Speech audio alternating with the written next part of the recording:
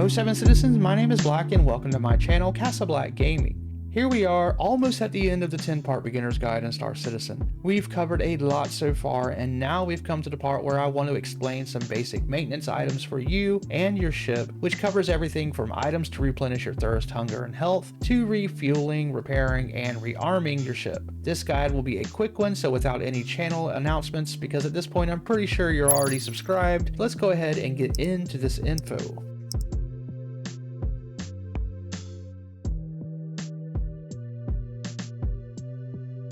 So as you fly about the verse, your ship will become damaged, or run low on fuel, or need to restock missiles or ballistic ammo if that's what you have. Lucky for everyone, there are quite a few places to take care of these needs without having to go to a major city on a planet, or even through all of the docking procedures of a station. Many planets and moons have little mining outposts with 1 or 2 landing pads. The good news is that any of these with a landing pad offers these 3 needed services, so you simply land, then push your F1 key to call out your mobi-glass. Then push the little wrench icon, which is the vehicle maintenance service button, which brings up this display. Now if you only see this screen at first, give it a few seconds to load in. It is possible that the server you're on is super laggy or possibly even bugged, so sometimes just lifting off and then setting back down will fix this. If you're on a moon or a planet where there are 2 landing pads, try switching to either one or try landing more centered and not off to the side. So anyway, once the screen loads, it's pretty self-explanatory. Just click on the buttons that are not red because those are the ones that need attention. In this particular situation, I only needed a little bit of quantum and hydrogen refueling. The hydrogen fuel is what you burn while maneuvering when not in quantum, and of course the quantum fuel is for jumping. Now the manual key there is for if you're being refueled by a player who has a refueling ship and has come out to your call, which can be taken care of in the F1 Missions Contract Manager under the Beacons tab. Refueling is not used as often right now, but it is there if you ever need it. And once we get to the Pyro system, there will be a lot less refueling stations, so we can expect refueling ships and the as yet released repair ships to be very valuable and like Kangaroo Island, always hopping. After clicking the needed services, make sure you go back to your cockpit view so you know when the refueling and repairing is complete. It is not instant, and if your server is laggy, it might take a moment.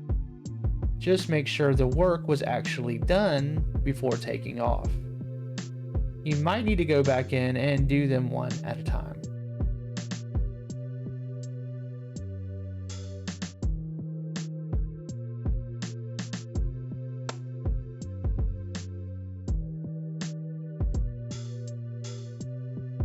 Really quick, I wanted to touch on the MFD displays or multi-function displays that are in your cockpit. I know I briefly showed them in the 6th video, so you could set one to the comm screen if you wanted or needed to, but I will go into it a little bit more here. Basically, any of these screens can be changed out to your own preference by clicking on the little rectangle button in the upper left-hand corner of the screen that says Menu.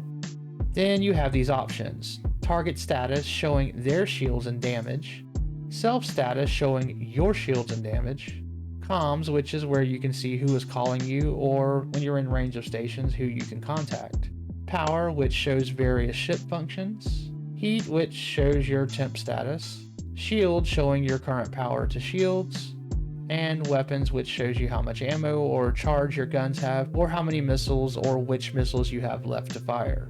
Now you might not want or need a comm screen, so you could swap it to show you the ship components. And you are also able to move some of the controls or power so you can overload some of the parts to perform better, or you might want a screen that shows you your opponent's vitals. Maybe you want the vital screen to be on the left side instead of the right.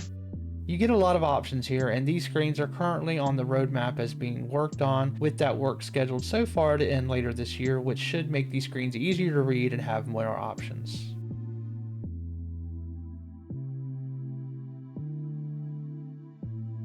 The The last bit of info to touch on here will be info for your character's body and its needs. Over time, and depending on the environment, you will at times become dehydrated or hungry or need oxygen or medical attention. These are just some basics to keep you alive and to be better prepared. With thirst, this will be the one you need to watch closely and most often, as it will be a constant drain, literally. There are many energy drinks that will also satisfy your hunger. I like to go with the red, yellow, or purple energy drinks, which can be picked up at most stations, either at a restaurant stall, or if you want to buy in bulk, be sure to check out the various Galleria shops or even the refinery or cargo shop if the station you're on is lacking. And inside of these terminals, you are usually able to find drinks and even energy bars under the miscellaneous filter at the kiosk terminals, allowing you to buy in bulk. You should always take drinks with you when heading out on your ship. If you happen to forget them, you can land at any of the mining stations on planets or moons, and you can find plenty of them inside of those gray loot boxes, as you see me doing here.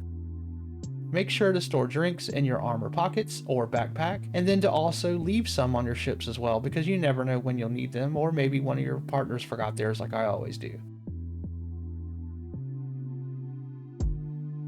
Another quick way to replenish your drink and food is through a medical bed. The Pisces C8R and Cutlass Red are two ships that many solo players use, and each have a medical bed where you can top off your food and drink and any tier 3 injuries that you've received.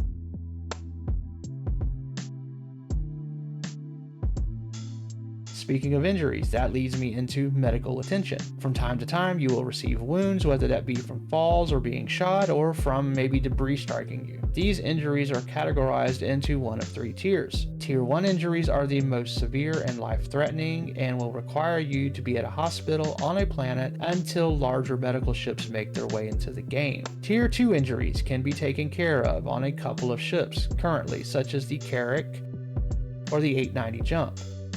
And then of course space stations.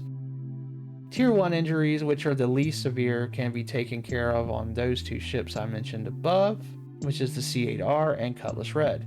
These lower 2 tiers of ships can also help stabilize a patient to keep them alive longer until they can be taken to a hospital.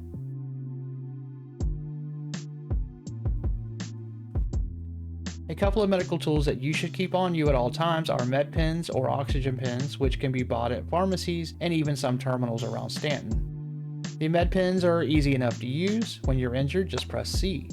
If you have oxygen pens, you might need to select between the 2 by mouse clicking. Anyway, once you see the needed pen in your hand, just left click and you should heal yourself.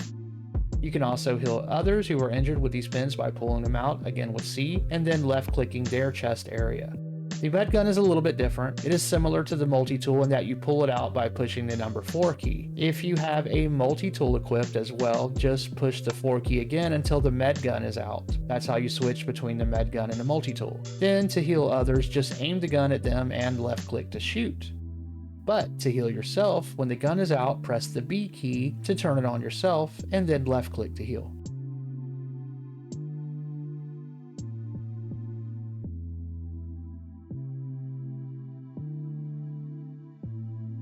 And that's going to do it for this 9th guide in the Beginner's Guide series. You should be about ready now to head out and take on some of the missions on the mission screen, so please go ahead now to the Missions and Reputation Guide, which is the last one, number 10, which will finally put all of these guides into practice. Anyway, thank you so much for watching. Thank you for the subs and comments and support. It means a lot and keeps me charged to do more of these. But remember to be kind to your fellow gamer. You are ready to be a fully graduated, well-versed citizen of the verse, and stay positive, citizens.